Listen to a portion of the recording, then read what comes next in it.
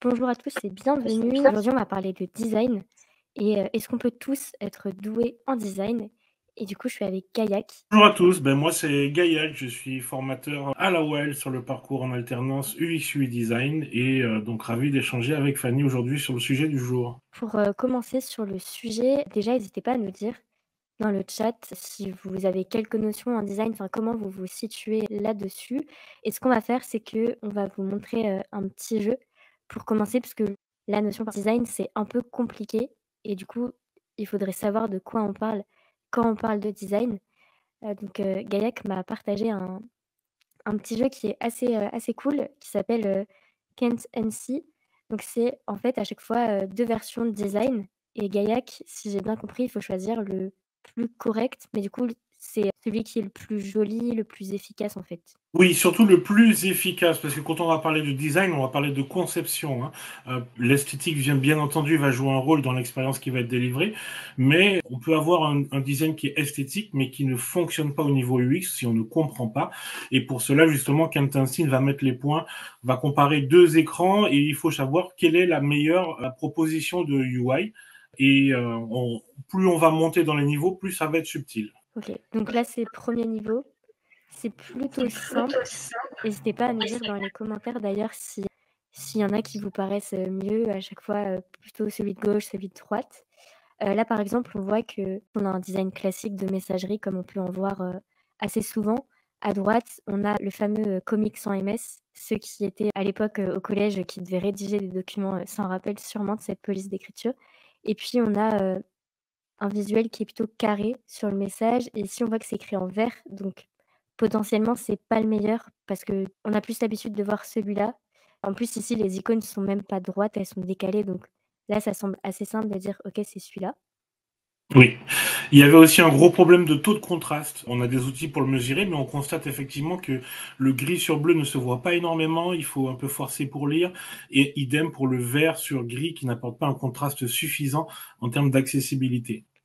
Et en fait, ce jeu est pas mal puisque au fur et à mesure, on a, de moins en moins de différence entre les 2 designs. Là, c'est très léger, on voit qu'il y a juste le nom qui ici est en gras, alors que là, il est un peu plus fin et on a la forme des bulles qui ici est un peu plus ronde, là un peu moins. On peut se dire, bah, du coup, que c'est celui-là puisqu'on a plus l'habitude et ce qui est bien, c'est qu'on peut les comparer à chaque fois, une fois qu'on a répondu et on sait pourquoi, enfin, ce qui est mieux, en fait, sur l'autre design et on peut continuer comme ça assez longtemps. Là, par exemple, on voit que c'est le point d'exclamation qui termine la phrase, mais ensuite la bulle continue, comme s'il y avait un message un peu caché. C'est un peu étrange. Donc, on va dire que c'est l'autre. Et puis là, ça devient, un peu plus complexe. Puisque ça, j'imagine, ça dépend aussi de la sensibilité de chacun.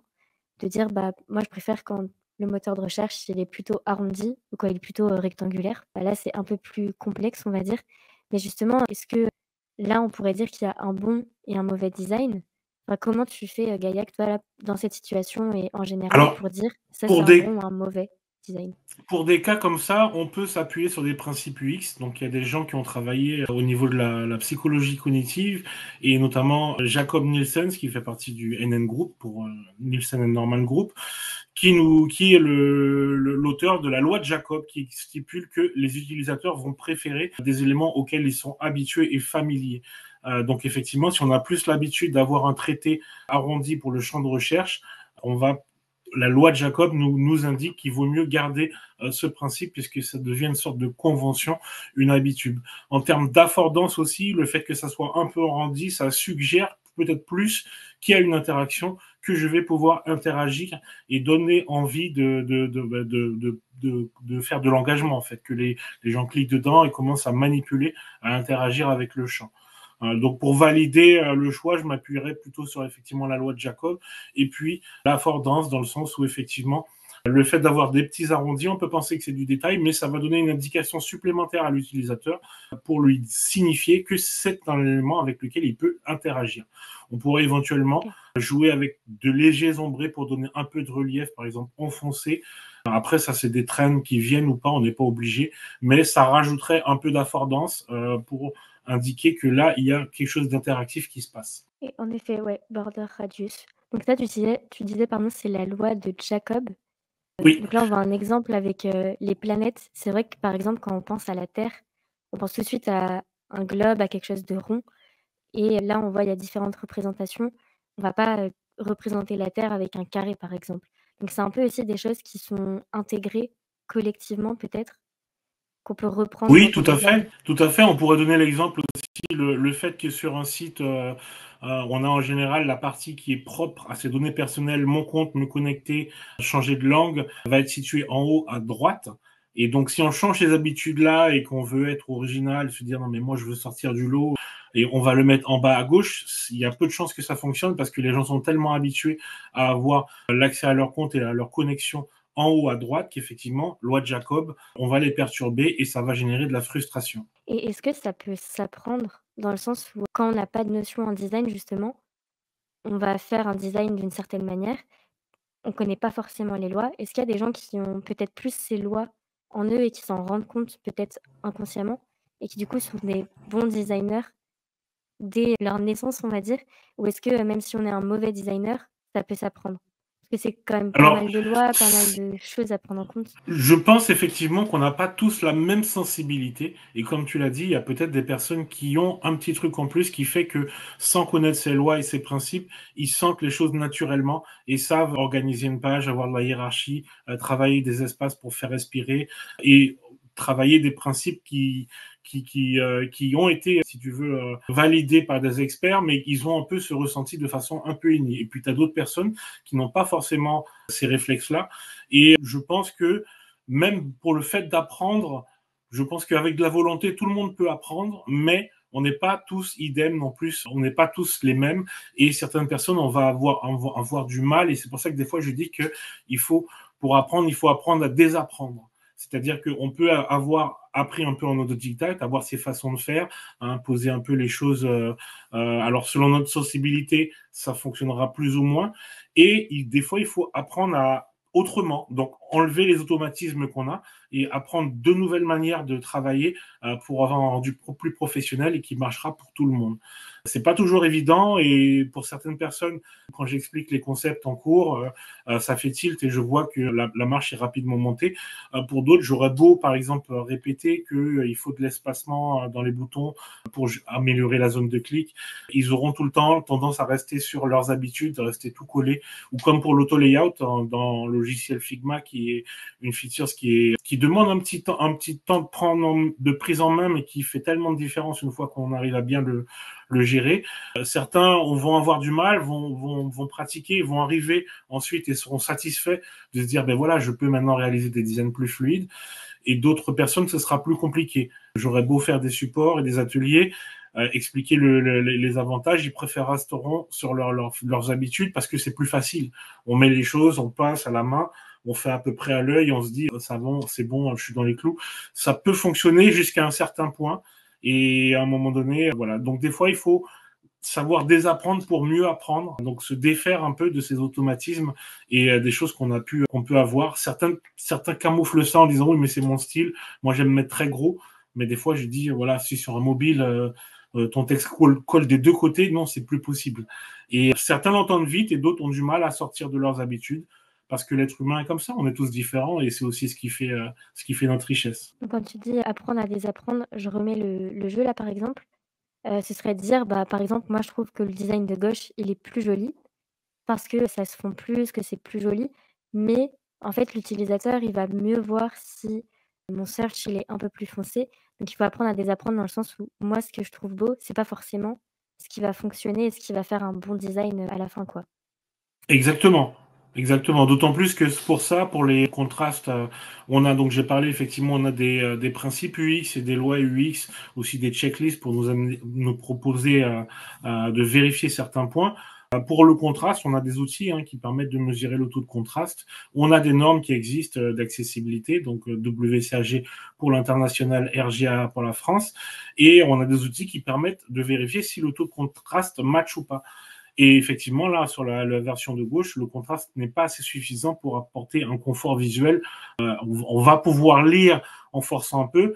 Quelqu'un qui est en situation de handicap visuel ne pourra pas accéder à l'information. Et est-ce que tu disais on a des outils, est-ce que c'est quelque chose qui se fait du coup quand on veut se former, de travailler avec des outils où il y a déjà ces règles? Par exemple, je pense à Canva. Est-ce que débuter avec Canva, quand on n'a pas de notion en design, c'est une bonne idée ou est-ce que ça peut être une mauvaise idée dans le sens où on a trop de liberté peut-être? Comment on commence de zéro en fait? Est-ce que tu as, peut-être une petite astuce de Je logiciel dirais ou graphique? que il n'y a pas vraiment de vérité absolue là-dessus. D'un côté, oui, ça peut aider si on utilise certains templates parce que du coup, ce sera fait par des professionnels qui vont faire en sorte qu'il y ait assez de marge sur les côtés pour éviter justement de se retrouver avec un texte énorme qui colle des deux côtés ou alors un bouton qui est tout étriqué sur lequel on a le mal à cliquer. Donc, on va avoir des templates qui seront déjà, si tu veux, entre guillemets, standardisés. Donc, ils vont répondre à un certain nombre de points. Le fait de les utiliser peut potentiellement habituer notre œil à se dire, OK, je sais qu'il faut que je garde une gouttière là, je sais qu'il faut que j'ai une hiérarchie. Le texte, le premier gros texte doit être de telle hauteur et mon deuxième, ma baseline doit être beaucoup plus petite pour avoir une hiérarchie de l'information. Ils sauront peut-être pas mettre les mots sur ces points-là, mais le fait d'avoir au fur et à mesure utiliser des templates qui utilisent ces principes-là, ça peut aider. Le pendant, c'est de trop utiliser des templates tout faits sans réfléchir et du coup de ne pas savoir par soi-même construire les choses.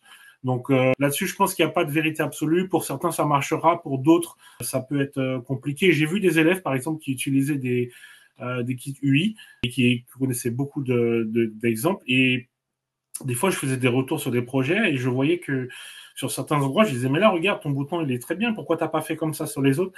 Et c'est après que j'ai compris qu'en fait, tous les éléments que je trouvais bien étaient malheureusement issus de différents kits UI et que quand lui faisait réellement, c'était un peu plus compliqué et les choses étaient plus étriquées et il n'arrivait pas à garder cette homogénéité et à appliquer ce qui était proposé dans les templates qu'il utilisait.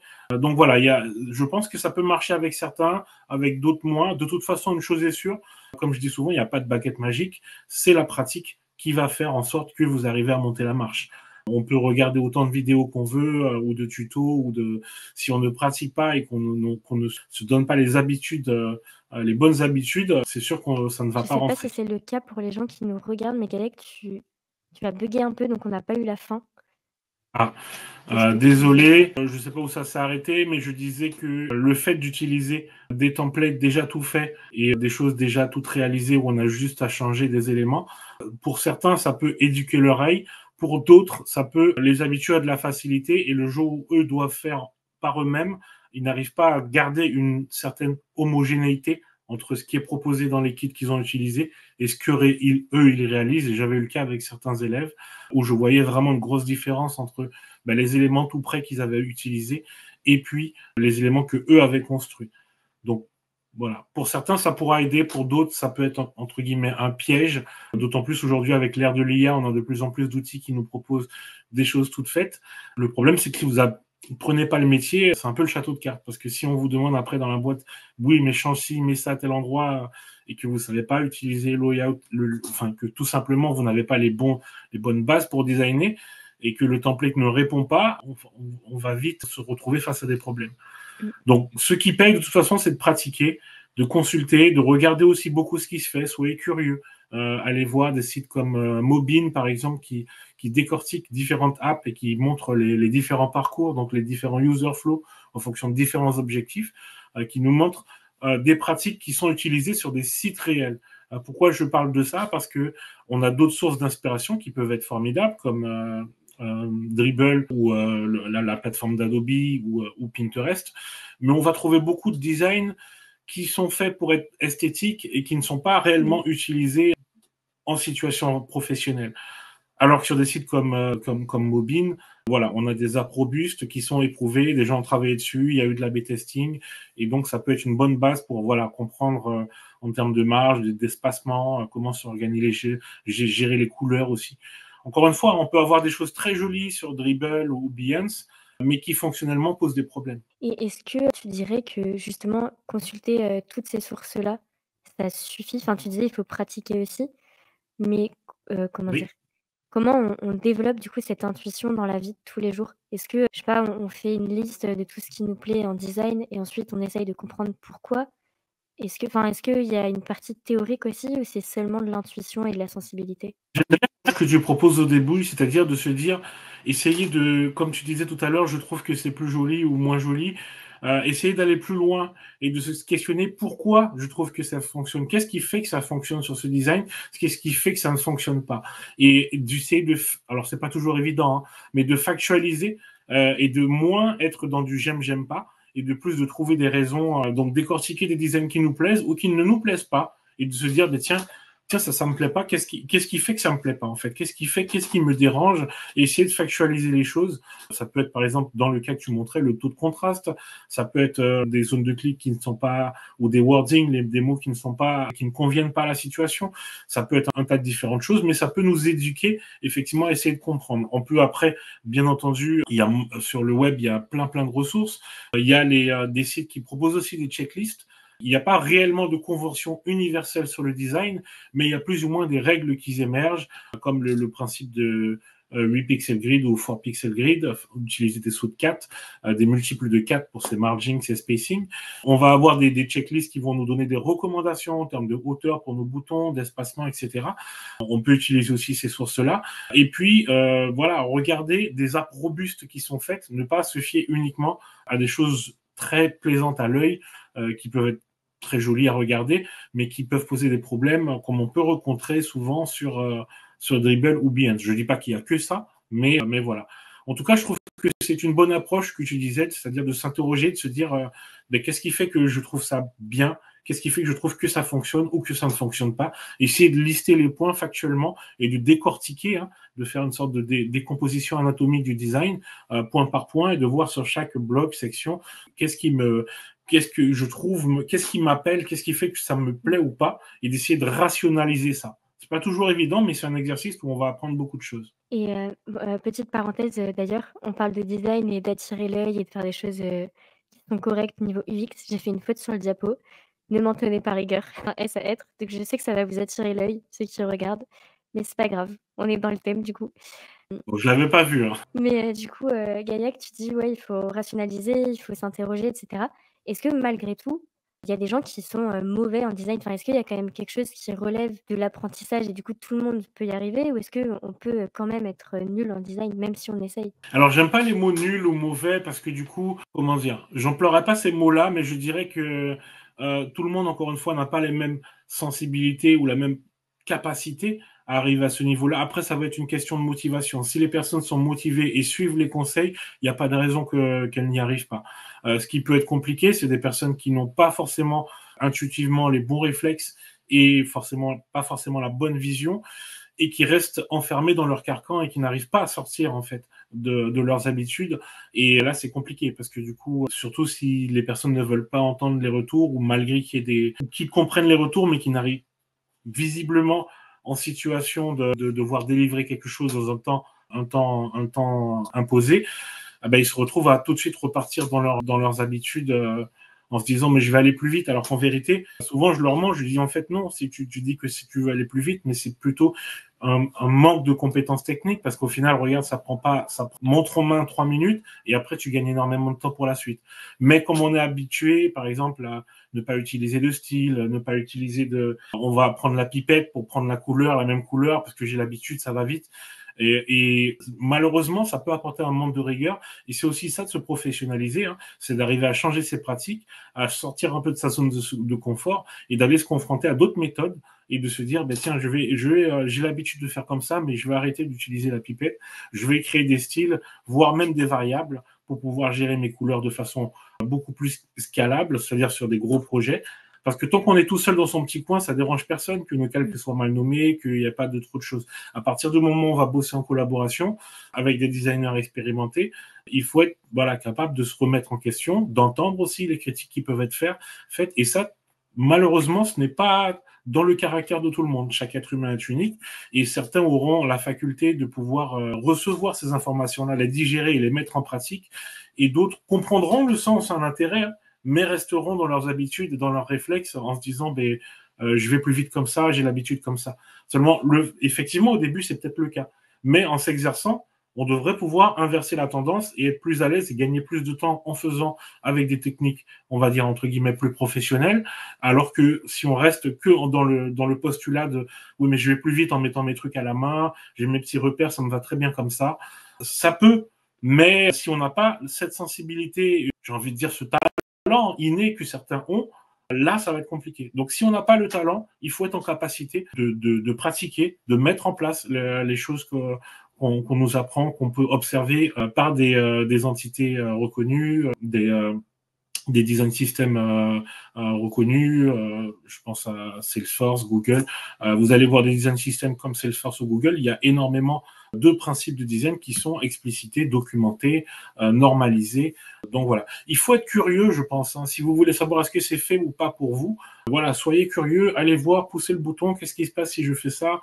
Si vous êtes que dans j'aime bien regarder des vidéos de tuto mais que vous pratiquez pas, bah, c'est un peu comme les gens qui regardent des vidéos de sport mais qui vont jamais à la salle. Et est-ce que tu as déjà vu, justement, en tant que formateur, des élèves qui arrivent, dans la formation intensive de 5 mois en bootcamp, qui arrivent et qui justement ont un attrait pour le design, mais sont pas forcément très doués dans le sens où ils savent pas trop qu'il faut laisser des marges, enfin, il y a plein de choses qui sont pas correctes, on va dire, sur leur design. Est-ce qu'au bout des 5 mois, ils ont déjà intégré des principes et quand justement ils sont là, donc ils ont envie d'apprendre, est-ce que tu vois un réel changement du coup, après les 5 mois? Est-ce que, on Bah, peut vraiment développer, ses capacités en design par c'est des ma heures? mission. En tant que formateur, c'est ma mission. Et c'est vrai que c'est un vrai plaisir de voir les apprenants monter la marche, surtout lorsqu'on sait que ça a été difficile. Alors, des fois, il faut, j'essaie de différentes manières, mais c'est vrai que c'est très satisfaisant de se dire, ben, tiens, là, je sens que là, ça a été saisi. Là, je vois que l'auto-layout est bien compris. Là, je vois que les styles sont bien utilisés, les variables sont mises en place.